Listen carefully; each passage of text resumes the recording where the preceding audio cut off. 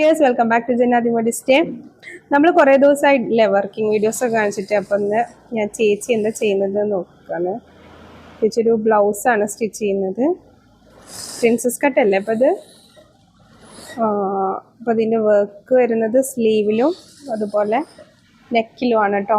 Complete ആയിട്ടില്ല, ഞാൻ just നിങ്ങൾക്ക് കാണിച്ചു തരാം. നെക്കിൽ നമ്മൾ നല്ല ക്യൂട്ടായിട്ടുള്ളൊരു വർക്കാണ് കൊടുത്തിട്ടുള്ളത്. സ്ലീവിൻ്റെ എൻഡിൽ ഇതാ ഇതുപോലെ സ്കാലപ്പ് ടൈപ്പാണ് കൊടുത്തിട്ടുള്ളത്.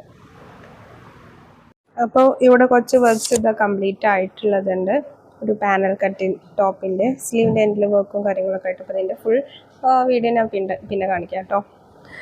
ഇത് അതുപോലൊരു ബ്ലൗസും സാരിയാണ്. നമുക്ക് മുമ്പ് പ്രൊഡക്ഷൻ ഉണ്ടായിരുന്ന സമയത്ത് ഇതിൻ്റെ ഒരുപാട് വെറൈറ്റീസ് അവൈലബിൾ ആയിരുന്നു കേട്ടോ. അപ്പോൾ ഓണം കളക്ഷനായിട്ടാണ് നമ്മൾ ചെയ്തിരുന്നത്.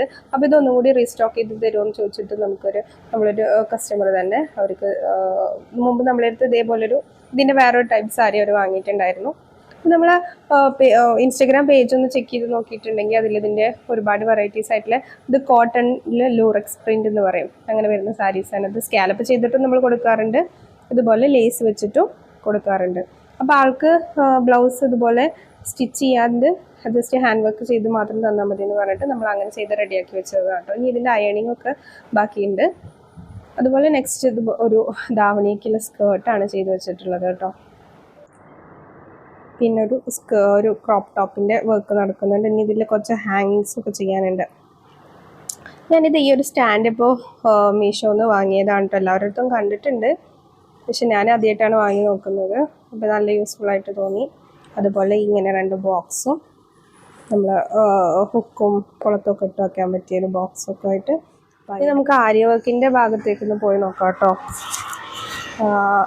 ഇവിടെ ഒരു ഷോളാണ് ചെയ്തുകൊണ്ടിരിക്കുന്നത്.